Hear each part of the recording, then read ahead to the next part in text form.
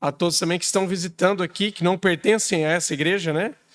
Temos aqui algumas pessoas, eu estou revendo aqui o nosso irmão Bismarck, ele que acompanha um pouco do nosso trabalho através do Instagram, e esteve lá na Inglaterra e esteve lá visitando a nossa igreja. Que bênção, meu querido, vê-lo aqui, e aos demais irmãos, pastores, obreiros, líderes dessa igreja, que o Senhor continue abençoando a todos vocês.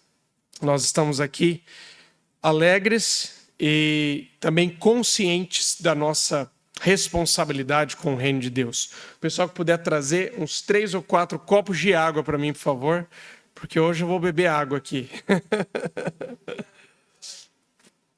Vamos lá, abra sua Bíblia comigo na carta do apóstolo Paulo aos Coríntios. 1 Coríntios, capítulo 1.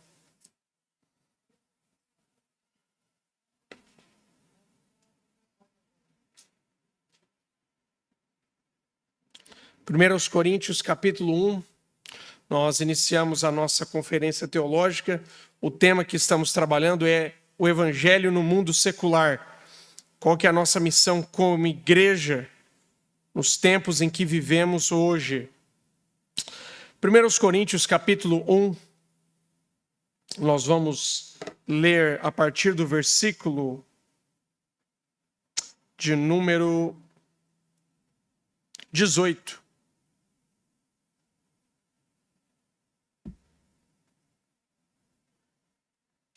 Diz o texto: porque a palavra da cruz é loucura para os que perecem, mas para nós que somos salvos é o poder de Deus. Porque está escrito: destruirei a sabedoria dos sábios e aniquilarei a inteligência dos inteligentes. Onde está o sábio? Onde está o escriba? Onde está o inquiridor deste século? Porventura, não tornou Deus louca a sabedoria deste mundo? Pois visto que na sabedoria de Deus, o mundo não conheceu a Deus pela sua sabedoria, aprouve a Deus salvar os crentes pela loucura da pregação. Porque os judeus pedem sinal e os gregos buscam sabedoria. Mas nós pregamos a Cristo, crucificado, que é escândalo para os judeus e loucura para os gregos. Mas para os que são chamados, tanto judeus como gregos, lhes pregamos a Cristo, poder de Deus e sabedoria de Deus. Porque a loucura de Deus é mais sábia do que a dos homens e a fraqueza de Deus é mais forte do que a dos homens. Porque bem vedes, irmãos, que a vossa vocação, que não são muitos sábios segundo a carne, nem muitos os poderosos, nem muitos os nobres que são chamados. Mas Deus escolheu as coisas loucas deste mundo para confundir as sábias. E Deus escolheu as coisas fracas deste mundo para confundir as fortes. E Deus escolheu as coisas vis deste mundo e as desprezíveis, e as quais não são, para aniquilar as que são, para que nenhuma carne se glorie perante ele. Mas vós sois dele, em Jesus Cristo, o qual para nós foi feito por Deus sabedoria e justiça e santificação e redenção. Para que, como está escrito, aquele que se gloria, glorie-se no Senhor. Amém. Meus irmãos, nesse primeiro período, nessa sessão 1, nós vamos falar sobre a batalha nossa de cada dia. A verdadeira batalha espiritual que nós vivemos como igreja. Vamos entender um pouco também as raízes do humanismo e do liberalismo teológico. Vamos falar sobre as origens históricas do liberalismo teológico nas igrejas europeias e alguns fatores agravantes na secularização do Ocidente. Por que é tão importante para nós como igreja que entendamos a nossa missão diante de uma sociedade, de um país, de uma cultura secularizada? Primeiro, nós temos que entender o que nós chamamos de secularismo ou de secularização. O secularismo, a sua origem, não começa com o darwinismo do século XIX. Isso não é um resultado, isso é um fator agravante na história recente. Mas o secularismo, ele nada mais é do que idolatria. Mas não é a idolatria necessariamente de falsos deuses ou de outras religiões, mas a negação do verdadeiro Deus. Em detrimento de um secretismo religioso, então as pessoas passam a acreditar em tudo quanto é tipo de coisa, criam seus deuses, criam seus dogmas, criam seus sacramentos, criam todo o seu sistema religioso, mas não reconhecendo o Deus verdadeiro. E necessariamente ele não busca levar o secularismo em si, essa que é uma ideologia anticristã, um modo de viver, um estilo de vida pagão, não necessariamente busca levar todos ao ateísmo. Mas, se você crê em Deus, busca que a sua fé seja algo indiferente na sua vida. Ou seja, que a sua fé cristã seja apenas um acessório que você usa no domingo, mas que não faz parte da realidade da sua vida. E o secularismo, essa ideologia, esse modo de viver, essa filosofia de vida, busca levar as pessoas, aqueles que têm uma fé em Deus, que essa fé seja indiferente. E aí nós temos cristãos que, como falamos essa manhã, ministrando aos líderes, essa heresia, esse falso ensino que entrou dentro da igreja, essa noção do chamado crente carnal. Que o cara pode ser crente, mas não necessariamente Jesus é Senhor da vida dele. Né? Jesus é o meu Salvador, mas ele não é meu Senhor ainda. E não existe isso nas Escrituras. Se Cristo não é o seu Senhor, ele também não é o seu Salvador. Então nós somos desafiados à luz da Bíblia para que vivamos a nossa fé em seu aspecto pleno. E nós vamos estar falando isso na nossa segunda sessão hoje, após o nosso break. Tá bom? Irmãos, nós lemos aqui a carta do apóstolo Paulo à igreja de Corinto.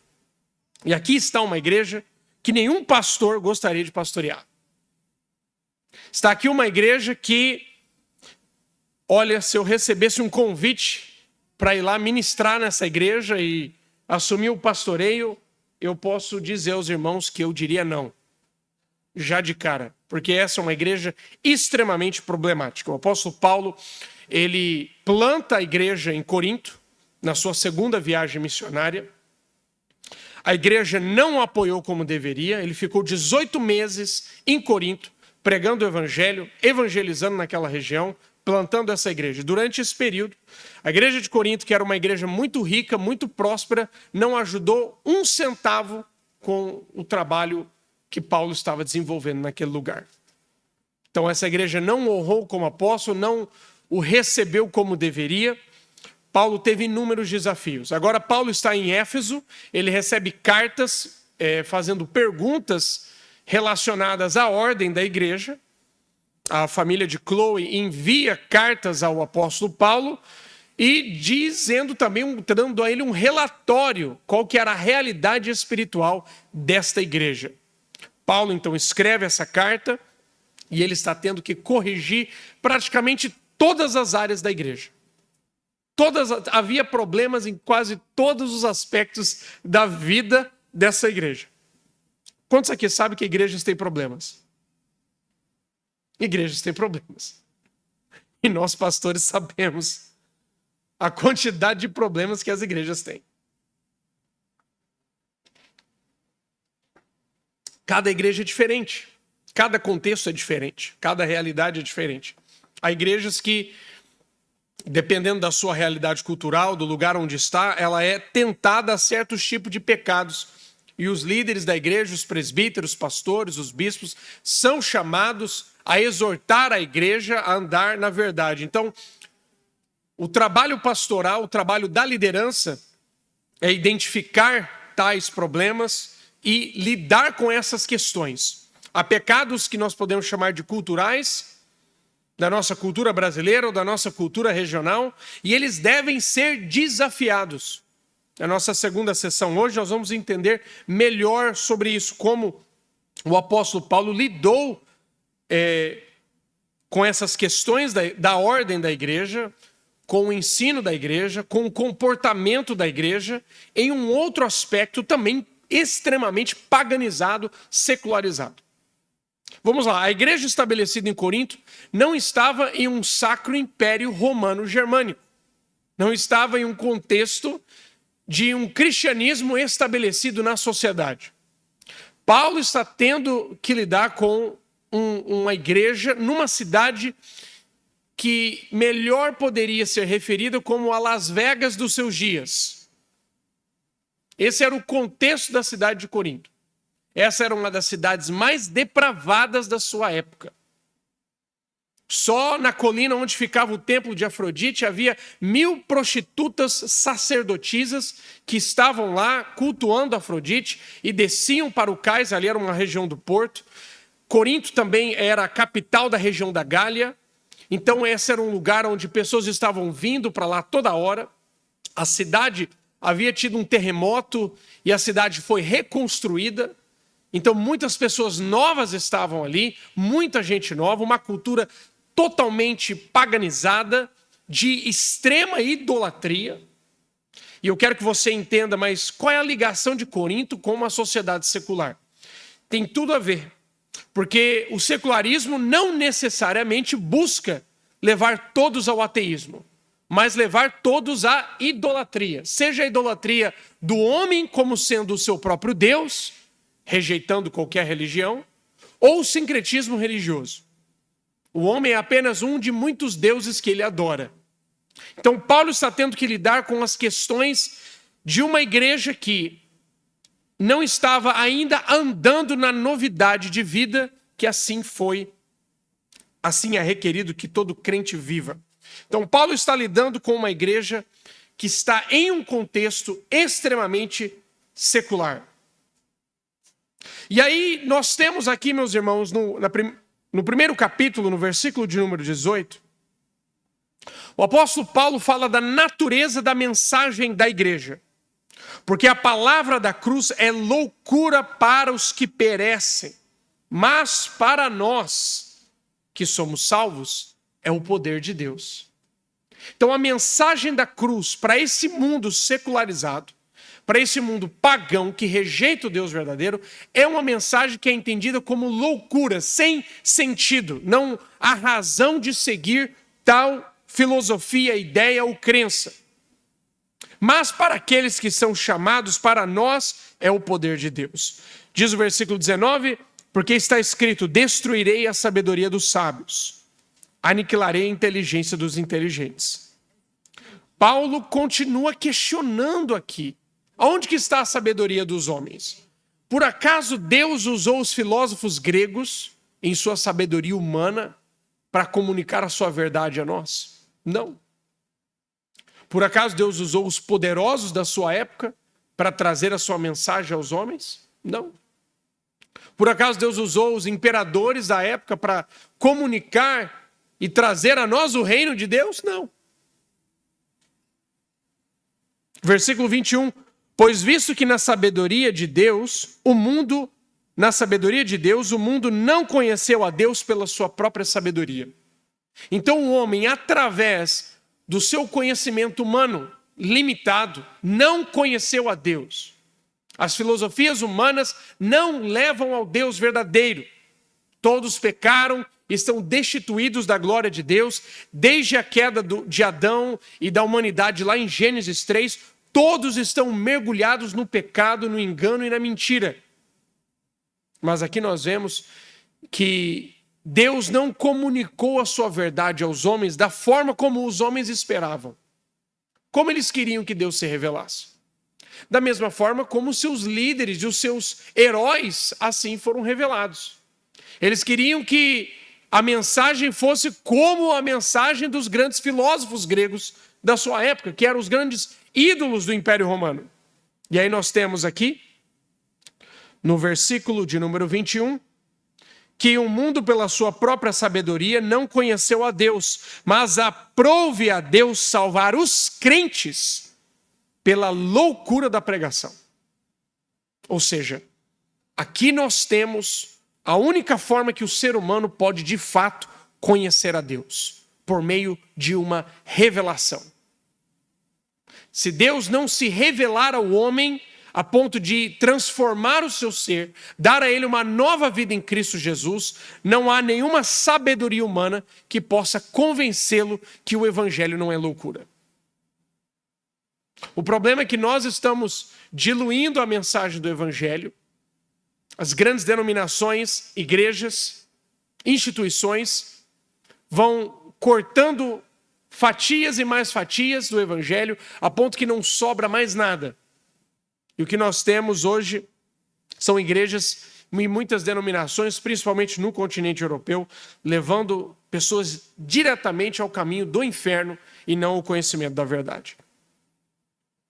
Diz o versículo de número 22, porque os judeus pedem sinal e os gregos buscam sabedoria. Versículo 22, Paulo está dizendo, olha, eu sei muito bem o que os judeus eles querem da gente. Eles querem sinais, milagres, maravilhas, poder. É isso que eles querem. E você quer encher uma igreja? Só mexe com sinal, milagre, poder e maravilha. Não estou dizendo que nós não cremos em um Deus de maravilhas, nós cremos. Eu estou dizendo que aqui não cremos que Deus usa até os dons espirituais para a edificação da igreja. Mas a grande questão aqui é a seguinte, irmãos. Qual é o foco daquela igreja? Veja que os judeus eles esperavam sinais. Por várias vezes chegaram a Jesus, faz-nos um sinal e nós vamos crer em ti. Jesus disse, eu não vou dar outro sinal a não ser o sinal que já foi dado do profeta Jonas. Jesus fala acerca da sua missão, da sua morte, da sua ressurreição. Como Jonas esteve 3 dias e 3 noites no ventre do peixe, assim importa que o Filho do Homem esteja 3 dias e 3 noites no ventre da terra. Jesus disse, eu não vou fazer nenhum sinal para aparecer, para convencer vocês. Os judeus pedem sinal e os gregos buscam sabedoria. Isso não tem lógica, essa ideia de que todos são pecadores. Na verdade, o que a filosofia em sua essência grega ensinava era que o homem ele era essencialmente bom. Aí vem um outro debate, como assim um homem ele é essencialmente bom? Veja o tanto de sofrimento que há no mundo. Aí vem outro grande filósofo e vai dizer o seguinte, olha, na verdade o homem tem os seus problemas e ele faz o mal por falta de conhecimento. Então o grande problema do homem é a ignorância. No momento que ele tiver acesso ao conhecimento, ele muda de vida. Essa é a base do sistema secularista. É a rejeição do Deus verdadeiro em troca das ferramentas, dos argumentos, das ideias e das filosofias humanas. O grande problema do homem é que o homem ainda não recebeu o conhecimento suficiente para ele viver, então, uma vida boa. Ele faz o mal porque ele é ignorante. Mas o que Jesus diz é, não, ele faz o mal porque essa é a natureza do coração dele.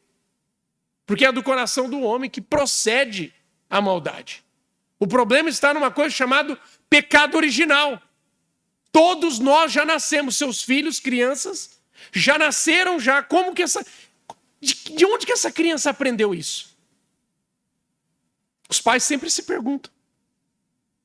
Dentro de casa ninguém ensinou isso. Aonde que ele aprendeu? Já está dentro. Se chama pecado original. É para isso que Jesus veio. Para sermos regenerados, justificados, transformados pelo poder do Evangelho. Então, veja que o apóstolo Paulo está dizendo, olha, os judeus, eu sei o que eles querem. Eles querem sinais, maravilhas. Os gregos querem sabedoria. Mas qual deve ser a resposta da igreja que nós temos no versículo 23? Mas nós pregamos a Cristo crucificado. Essa é a nossa mensagem. Mas nós pregamos a Cristo crucificado, que é escândalo para os judeus e loucura para os gregos. Então essa é uma igreja que está comprometida com a fidelidade na proclamação do Evangelho. Não interessa a expectativa das pessoas. A expectativa do mundo lá fora é, o que nós precisamos é mais sinais, milagres, maravilhas. O que nós precisamos é mais de filosofia, sabedoria humana. O pragmatismo. as artimanhas humanas de convencimento humano. É isso que nós precisamos. Mas a resposta de Paulo é não. Nós vamos pregar a Cristo crucificado. Para os judeus isso é escândalo. Para os gregos isso é loucura. Mas para nós que somos salvos é o poder de Deus. Louvado seja Deus. Para nós que somos salvos, nós pregamos a Cristo crucificado. Jesus não veio trazer na sua primeira vinda, irmãos, ele não desceu do céu para iniciar um movimento filosófico. Ele não veio trazer uma ideologia para tornar o mundo um lugar melhor. Essa não foi a missão da primeira vinda do nosso Senhor Jesus Cristo. Jesus, ele veio lidar com a causa de todo sofrimento humano. E não é difícil convencer as pessoas da realidade do mundo em que vivemos. Que há algo de errado com o mundo. Que há algo de errado com a nossa sociedade. E Jesus veio lidar com a causa de todo sofrimento humano, que é o pecado, a rebelião contra Deus. Ele vem resgatar com seu sangue, como o apóstolo Pedro diz, para comprar para si um povo exclusivo, zeloso de boas obras. E o ministério de Jesus, irmãos, assim como o ministério da igreja, o ministério de Jesus foi marcado por tumultos, por confrontos. E duas áreas específicas Jesus enfrentou enquanto esteve aqui nessa terra: o sistema político, o governo da sua época, e o sistema religioso.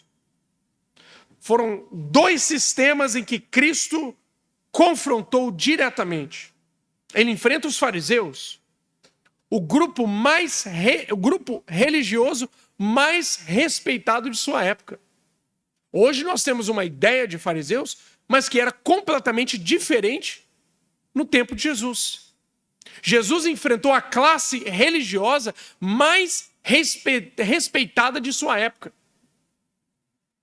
O confronto também foi no campo político. Porque Cristo é rei e ele é Deus.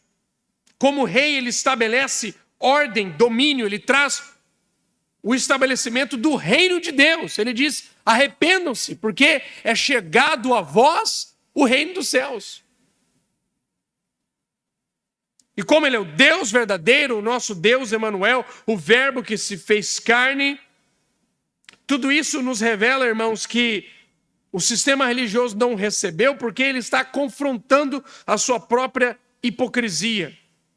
Já na época de Jesus, já havia o grupo dos saduceus, aqueles que negavam a ressurreição, aqueles que negavam boa parte das escrituras, aqueles que não acreditavam numa vida após a morte ou em anjos e demônios. Esses já eram os liberais da sua época.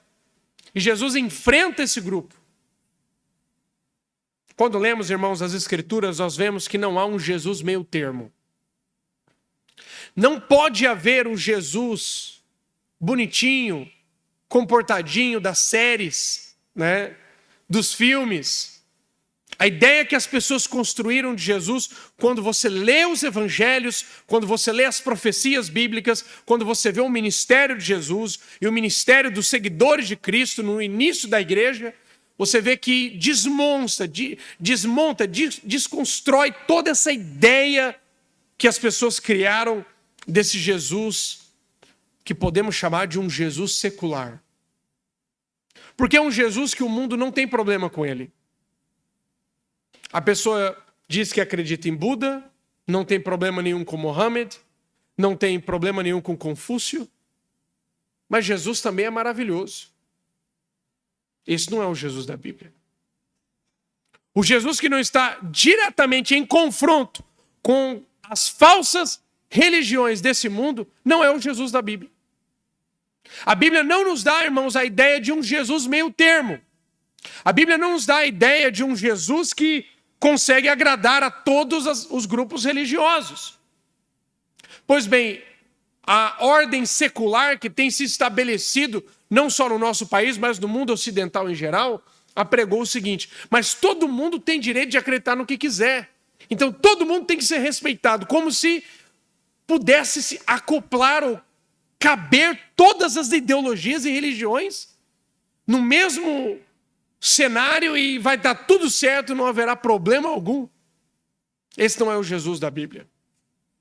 O Jesus da Bíblia é aquele que diz, antes que Abraão existisse, eu sou. É aquele que diz, eu sou a ressurreição e a vida.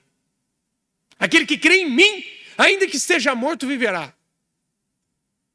Esse é um carpinteiro de 30 anos de idade, da região de Nazaré. Quem é esse homem? Esse homem que entra no templo, que vira as cadeiras, que quebra tudo, e diz, a casa do meu pai é para ser casa de oração, mas vocês a transformaram num covil de ladrões. Que homem é esse? Que homem é esse que os judeus falam, você não tem nem 40 anos de idade, e você diz antes que Abraão existisse?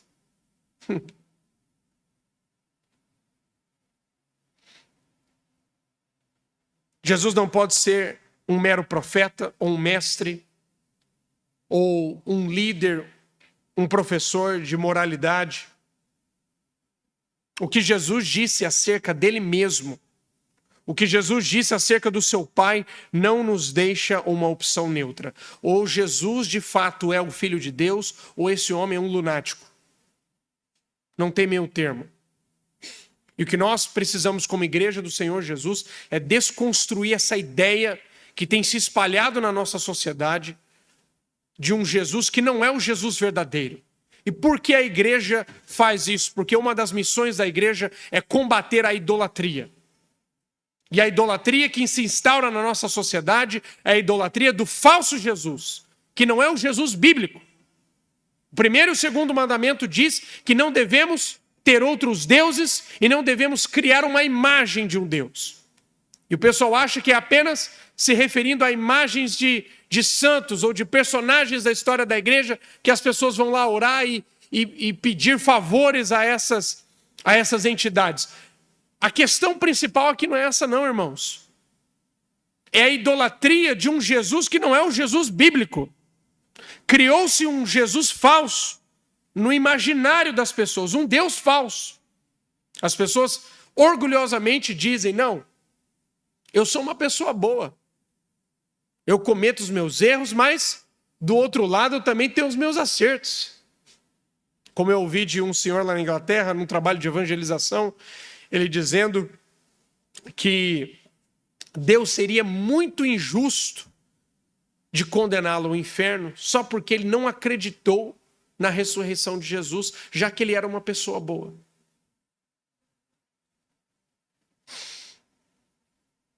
O Jesus da Bíblia não nos deixa uma terceira opção. Ou de fato, ele é o Filho de Deus, ele é o Messias, o Cristo, o Filho do Deus vivo, ou esse homem é um mentiroso, um impostor e um lunático. Mas para nós que somos salvos, essa mensagem, a mensagem do Filho de Deus, para nós é poder de Deus. Para nós tem tudo sentido. Para nós isso não é loucura. Não, de fato, Cristo é quem ele diz ser. De fato, ele morreu, mas ressuscitou ao terceiro dia. Estamos aguardando seu retorno. Louvado seja Deus por isso. Paulo tem que corrigir agora as divisões dentro da igreja. Ele começa isso do versículo 1 até o versículo 17. Paulo está lidando com os problemas, com os desafios da igreja em Corinto.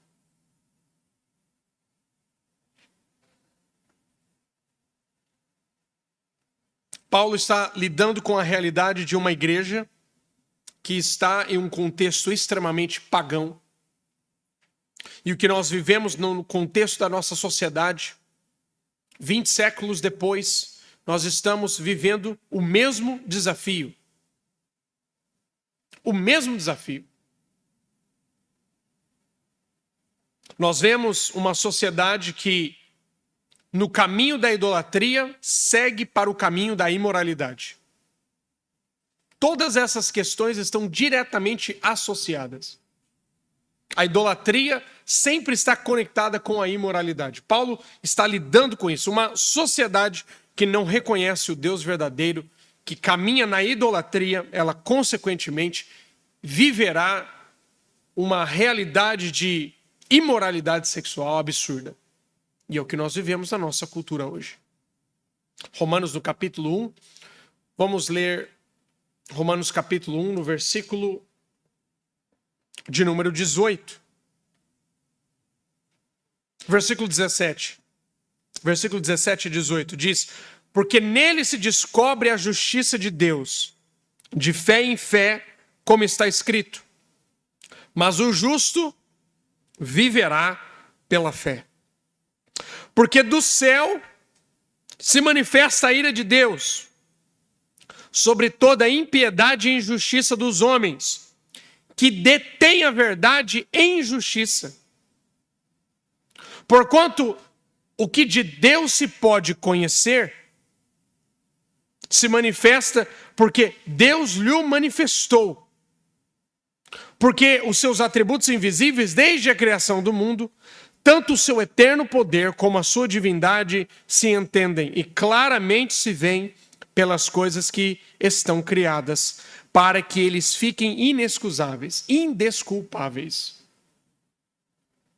Então, quando você, num trabalho de evangelização, você conversar com uma pessoa e ela diz assim: eu não acredito em Deus.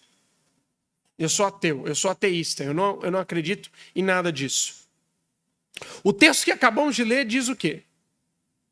Que eles conhecem plenamente, sabem plenamente da existência de Deus. Então quem é que está mentindo nessa história? É a pessoa ou é Deus que está mentindo? Porque ela sabe no coração dela. Ela sabe sim do Deus verdadeiro. Mas por que ela o nega? Por que ela faz tanto esforço para negar o Deus verdadeiro? Para deter a verdade, suprimir a verdade em injustiça. É por amor ao seu próprio pecado. Porque no momento que você reconhece que há um Deus no céu, um Deus verdadeiro, não o Deus secular, não o Deus do imaginário das pessoas, o ídolo que eles fabricaram na sua própria mente, mas o Deus bíblico, o Deus verdadeiro, no momento que eles reconhecem isso, eles precisam se curvar a ele. Não há uma posição neutra, irmãos. O versículo 18.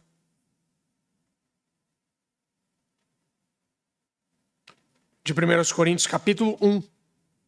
Porque a palavra da cruz é loucura para os que perecem, mas para nós que somos salvos é o poder de Deus. A palavra da cruz, para aqueles que não foram ainda alcançados pelo poder do Evangelho, não faz sentido, irmãos. Não tem lógica.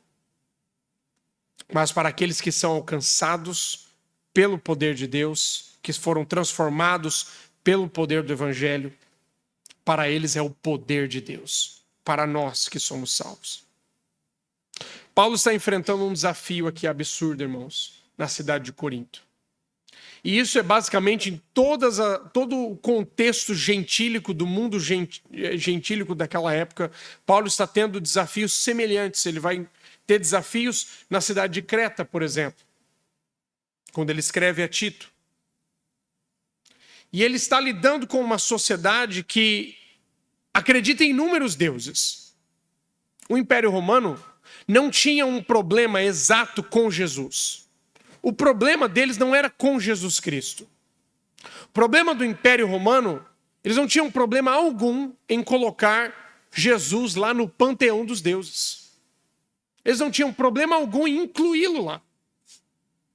O problema é que os cristãos só criam em Jesus.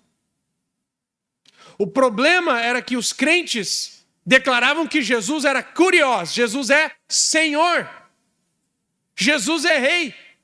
E no momento que a igreja declarava que Jesus é Senhor, eles estavam dizendo que César não era Senhor.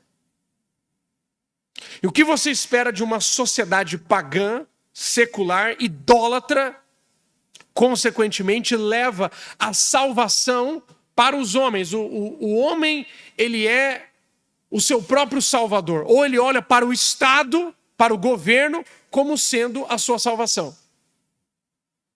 E no momento que a igreja declara Cristo é Senhor, aí a perseguição começa.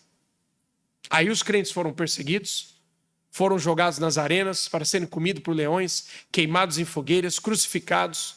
Até o início do quarto século, a igreja estava debaixo de intensa perseguição.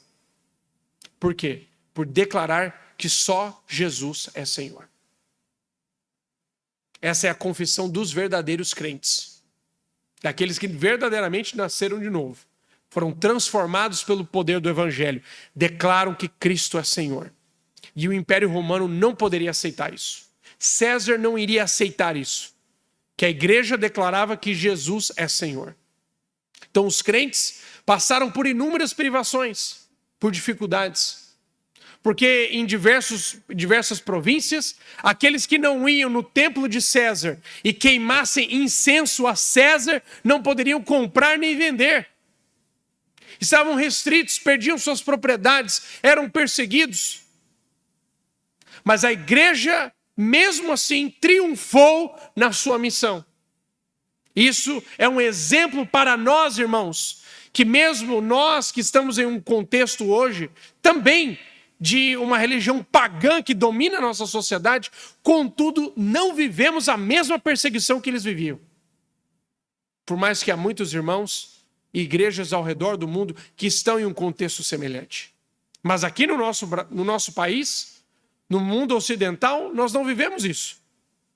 Essa não é a realidade, não vivemos tal realidade de perseguição ainda.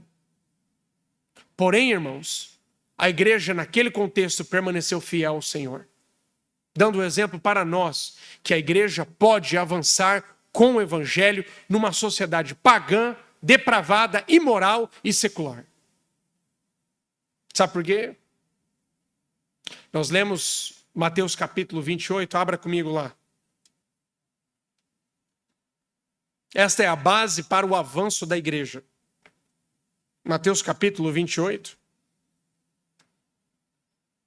O texto se encaixa na ressurreição do nosso Senhor Jesus Cristo.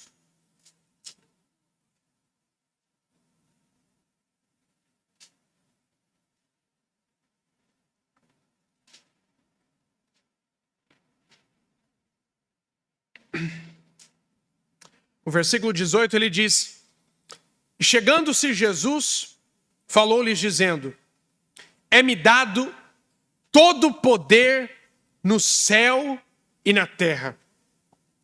Por causa disso, portanto, ide, fazei discípulos de todas as nações, batizando-os em nome do Pai e do Filho e do Espírito Santo, e ensinando-os a guardar tudo que vos tenho, todas as coisas que vos tenho mandado. E eis que estou convosco todos os dias até a consumação dos séculos. Louvado seja Deus. Veja o preâmbulo da grande comissão que é entregue para a igreja. É-me dado todo o poder no céu e na terra. Como que a igreja pode avançar em uma sociedade secular, pagã, que rejeita o Deus verdadeiro? Você provavelmente já ouviu de alguém dizendo: mas que direito você tem de interferir na minha vida? Que direito você tem de dizer como eu devo viver a minha vida? Que direito um pastor, a igreja tem de dizer como deve ser a minha vida, a minha família ou a nossa sociedade, como devemos viver a nossa vida? É aqui que nós temos o direito. Ele disse: é-me dado todo o poder. Cada centímetro nesse planeta foi comprado e pertence ao Senhor. Cada território, cada pessoa, não existe um lugar nesse mundo que Cristo não tenha autoridade.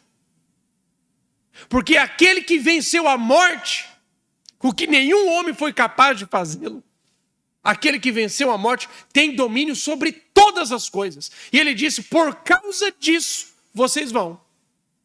Porque eu sou dono de tudo isso aí. Ele é o dono do pedaço, meus irmãos. Louvado seja Deus. E porque ele é o dono, Senhor e Rei do universo, ele diz: por causa disso eu estou mandando vocês. É por causa que eu tenho toda a autoridade no céu e na terra, debaixo da terra. É por causa disso que vocês vão discipular as nações à obediência de Cristo. Essa é a ordem da igreja. Este é um mandado da igreja. Louvado seja Deus. Levar o evangelho e discipular as nações à obediência de Cristo, ensinando-os a guardar tudo que vos tem ordenado.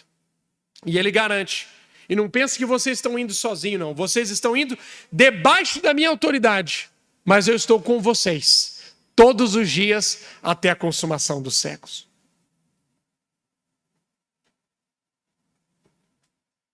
Como a igreja pode avançar, irmãos, em um contexto tão secular, pagão, que rejeita o Deus verdadeiro? Abra comigo 2 Coríntios capítulo 5.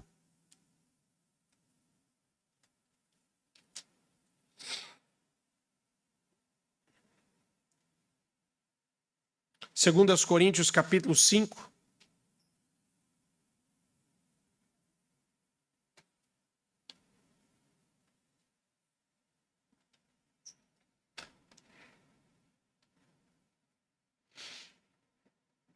Diz o texto, versículo 17. Assim que, se alguém está em Cristo, ele é o quê? Vocês estão aqui? Assim, se alguém está em Cristo, é o quê?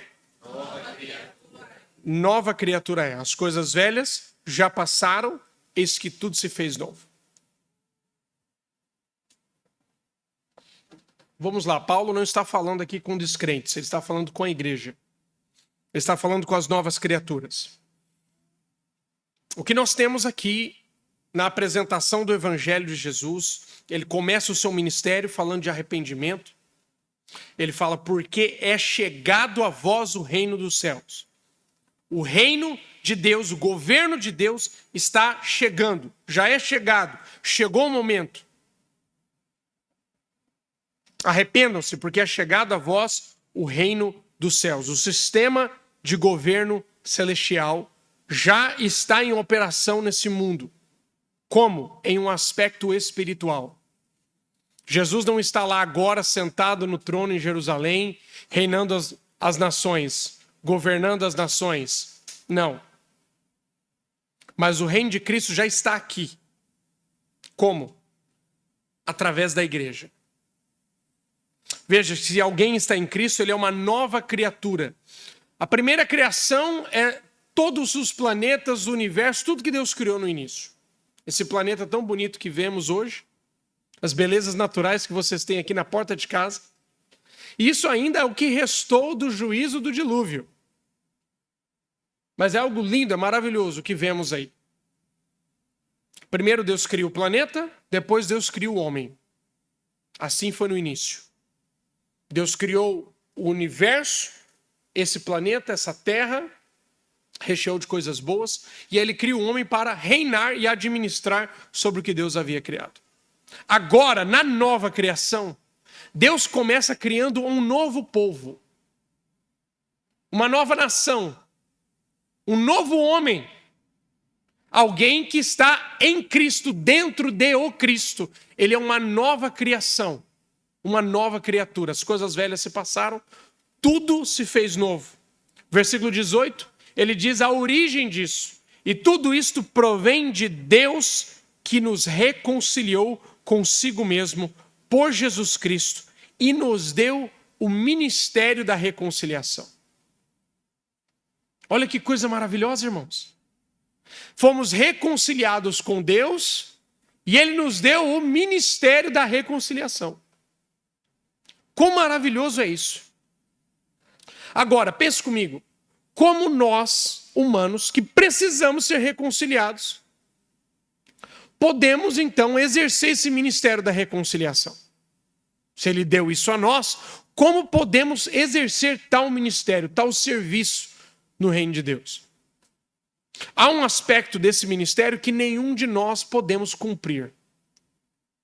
Só Deus pode.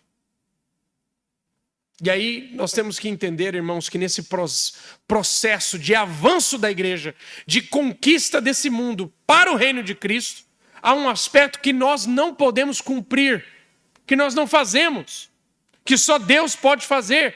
O versículo 18, e tudo isso provém de Deus, que nos reconciliou consigo mesmo por Jesus Cristo e nos deu um ministério da reconciliação. Isto é, Deus estava em Cristo reconciliando consigo o mundo, não lhes imputando os seus pecados. E qual é a parte que nós cumprimos? Porque essa primeira parte do versículo 19 é Deus quem faz. Reconciliando o mundo consigo mesmo por Jesus Cristo. Mas a segunda parte do versículo é: e pôs em nós a palavra da reconciliação. O evangelho avança numa sociedade secular quando a igreja avança com a palavra da reconciliação. É isso que esse mundo rebelde precisa reconhecer. É isso que essa nação rebelde, esse mundo rebelde precisa reconhecer. Diz o versículo de número 20. De sorte que somos embaixadores da parte de Cristo, como se Deus por nós rogasse. Rogamo-vos, pois da parte de Cristo, que vos reconcilieis com Deus. Como a igreja pode avançar com o evangelho em um mundo secular, estando consciente da sua identidade? Quem somos como igreja do Senhor Jesus Cristo? A pergunta que sempre é feita: será que não precisamos de mais hospitais, de mais escolas? Não precisamos de mais instituições de caridade? Por que precisamos de mais igrejas? Em Mateus capítulo 16, a resposta de Jesus é clara, dizendo que sobre esta pedra, Pedro, eu vou edificar a minha igreja, e as portas do inferno não prevalecerão contra ela. À luz desse texto, nós entendemos, irmãos, que não só a igreja é necessária, mas trata-se da organização mais importante na face da terra. O versículo de número 20 diz assim: de sorte que somos embaixadores da parte de Cristo, como se Deus por nós rogasse. Rogamo-vos, pois, da parte de Cristo, que vos reconcilieis com Deus. O que esse texto nos diz, irmãos, é que nós somos embaixadores da parte de Cristo. A igreja é a embaixada do reino dos céus. A igreja é o representante legal da parte de Cristo aqui nesse mundo. A igreja tem a responsabilidade de avançar com a palavra da reconciliação, com o evangelho nesse mundo secular, porque nós representamos o reino de Deus aqui, nesse mundo pagão, secular, imoral, depravado. É a igreja do Senhor Jesus quem representa o reino dos céus. E aonde há uma igreja fiel pregando o evangelho de Jesus Cristo, ali é a embaixada do reino dos céus. Aonde há um crente que crê no Senhor Jesus, fiel ao Senhor, ele é um embaixador do reino dos céus. Nós só podemos avançar conscientes da nossa identidade. Somos embaixadores de Deus nessa terra. Abra comigo lá em Mateus capítulo 16.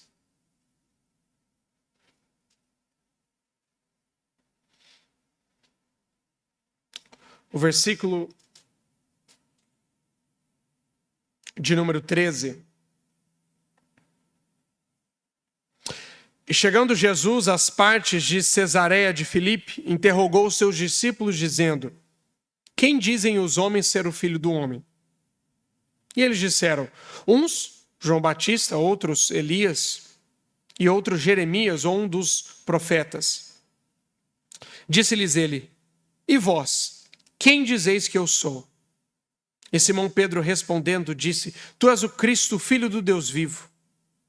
E Jesus, respondendo-lhe, disse-lhe: bem-aventurado és tu, Simão Bar-Jonas, porque tu não revelou a carne nem o sangue, mas o meu Pai que estás nos céus.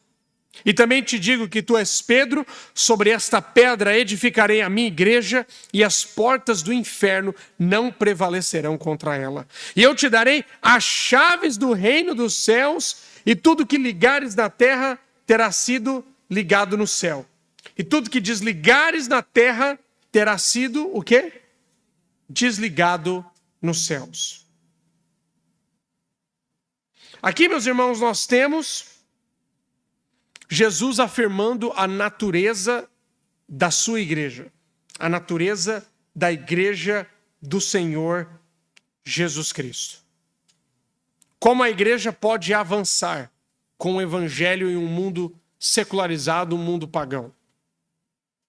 Veja que o versículo 19, eu te darei as chaves do reino dos céus. Tudo que vocês ligarem na terra terá sido o quê?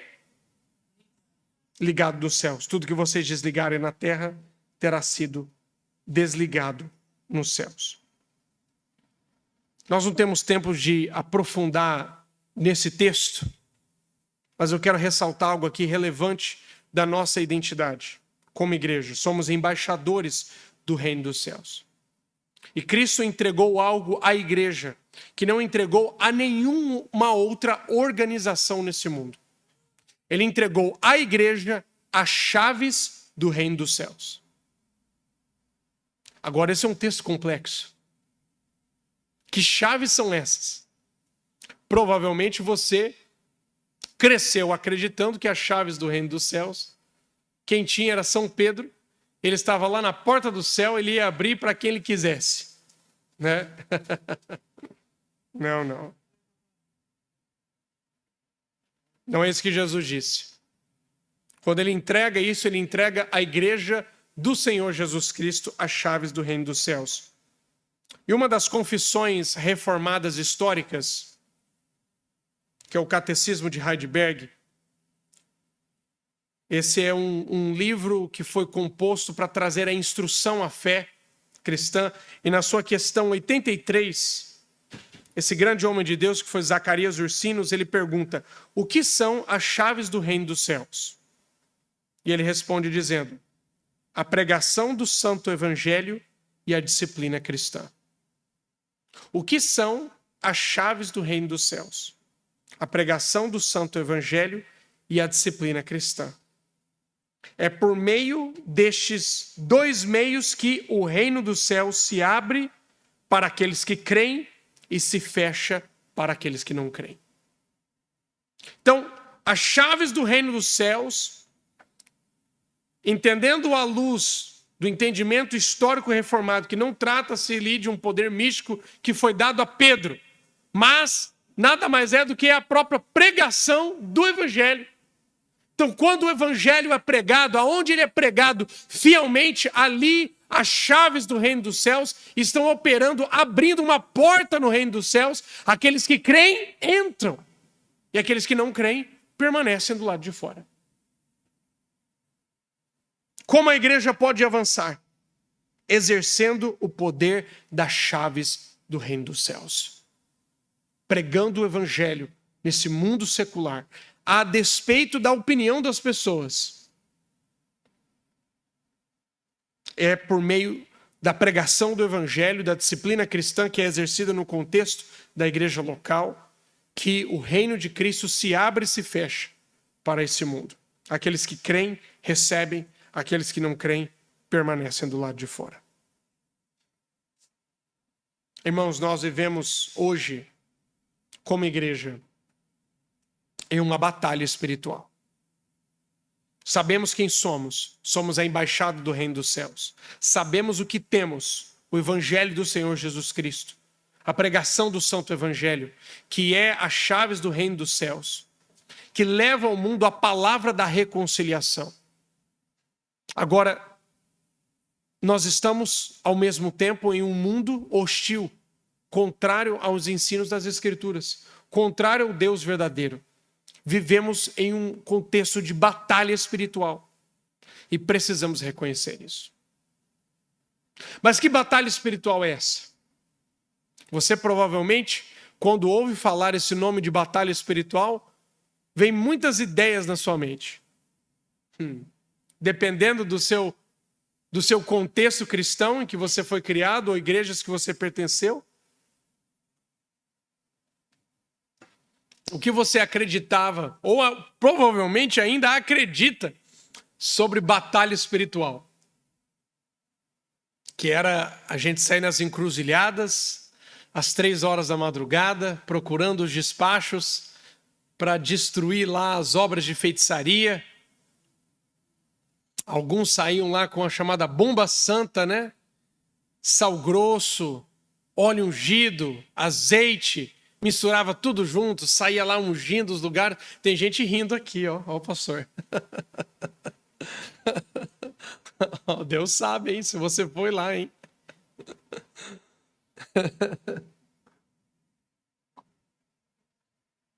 Já passou, né? A batalha espiritual que enfrentamos, quem dera se fosse tão fácil assim. Quem dera, irmãos, que se a gente pudesse só ir numa encruzilhada às 3 horas da madrugada e destruir uma obra de feitiçaria ali, um despacho feito contra alguém, que a gente estaria ganhando essa batalha.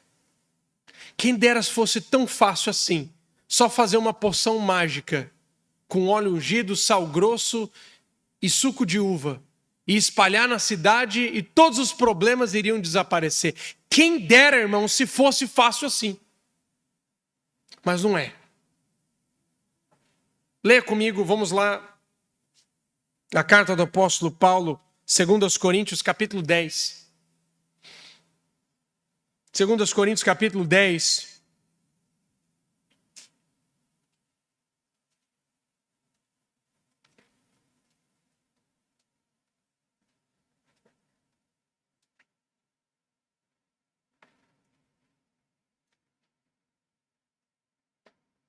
Vamos ler o versículo de número 3, 2 Coríntios 10, versículo 3.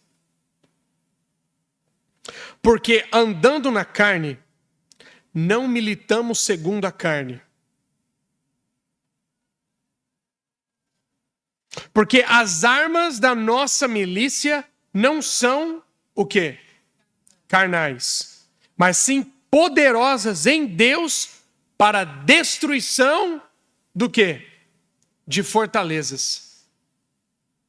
Então veja, Paulo está dizendo, olha, essa batalha espiritual que nós enfrentamos, ela não é carnal, nós não lutamos com os meios humanos, não lutamos com fuzil, não lutamos com armas, com espadas, não estamos em uma batalha, num embate pessoal contra as pessoas. Embora as armas da nossa luta, da nossa batalha não sejam carnais, mas elas são poderosas em Deus. Então a forma como a igreja avança nessa batalha espiritual, Cristo garantiu que a igreja avançando, as portas do inferno não prevaleceriam, não resistiriam ao avanço da igreja. Então nós temos que entender que essas armas que lutamos são poderosas, irmãos. Temos que crer nisso. São poderosas em Deus para a destruição de fortalezas. Mas que fortalezas são essas? A nossa imaginação de muitos voava nesse momento. Você imaginava aquelas fortalezas enormes. E não estamos dizendo, irmãos, que não há atuação de espíritos demoníacos e potestades. Tudo isso, irmãos, faz parte da nossa batalha. Mas vamos reconhecer o que o texto tem a nos dizer aqui. Porque essas fortalezas, por muitos, foi interpretado como as mensagens subliminares. Alguns aqui na sua infância teve os seus pais lá recolhendo as fitas do Rei Leão e da Disney, porque um certo pastor veio e disse, olha as mensagens subliminares que estão ali. Alguns aqui viveram esse trauma também. Porque as mensagens subliminares, meus irmãos, hoje o diabo não está com mensagem subliminar nenhuma. Ele nunca esteve. Hoje, o que nós temos em muitas empresas de mídia, nos filmes que são produzidos, nos cartoons, nos desenhos que são feitos para o seu filho, está abertamente a ideologia pagã, anticristã e imoral. O diabo não está escondendo nada, não. Está muito claro ali. Quem dera, irmão, se fosse tão simples. Tudo tivesse ali escondido. Não, está muito às claras. Mas as armas da nossa milícia são poderosas em Deus para destruir fortalezas. E aí nós temos que entender que fortalezas são essas. Versículo 5. Destruindo argumentos e toda altivez que se levanta contra o conhecimento de Deus, levando cativo todo o entendimento à obediência de Cristo. As fortalezas, irmãos, estão na mente, estão nas ideias das pessoas, nos conceitos, nas filosofias, no estilo de vida que elas vivem, nas crenças que elas carregam. Saibamos, irmãos, que as armas da nossa milícia são poderosas em Deus para destruir essas fortalezas.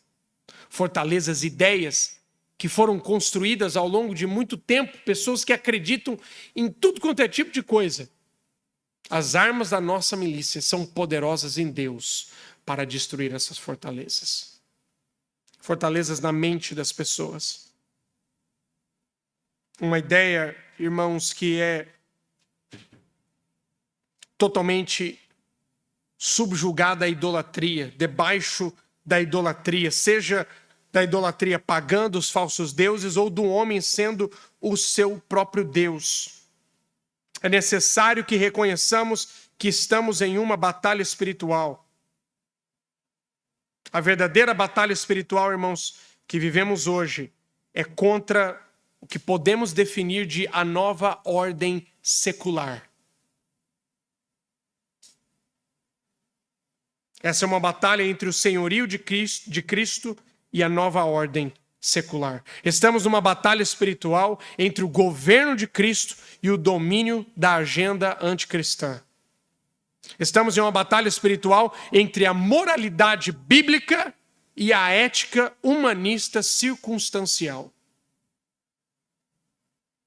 Essa, irmãos, é a batalha pela educação cristã das nossas futuras gerações, dos nossos filhos, contra a indoutrinação secular. Essa é uma batalha por uma nação debaixo do governo de Cristo, ou o Estado, o governo, sendo o provedor e o salvador do povo. Essa é uma batalha, irmãos, entre a igreja e o espírito do anticristo. Esse é um conflito entre duas visões de mundo. Uma visão humanista, ateísta ou secularista e o senhorio de Cristo. Precisamos reconhecer que estamos em uma batalha espiritual. E essa batalha é constante. Sabe por quê, irmãos? Porque não pertencemos a esse mundo. Somos embaixadores do reino dos céus. Representamos o reino de Cristo. Representamos o reino de Deus. Essa batalha vai continuar até aquele grande dia, quando haverá a última batalha de todas. E Cristo então triunfará e o seu reino triunfará eternamente. Mas até aquele glorioso dia, no retorno do nosso Senhor Jesus Cristo e a consumação dos séculos e o novo céus e a nova terra, até aquele grande dia, o povo de Deus terá que batalhar pela fé que uma vez foi entregue aos santos. Você, pai e mãe, você terá que batalhar pela educação cristã dos seus filhos. Você terá que batalhar para que a igreja continue sendo relevante. Em que aspecto? Que o mundo nos reconheça como apenas uma agência de caridade? Não, o mundo vai nos odiar pelo quem somos, por quem somos.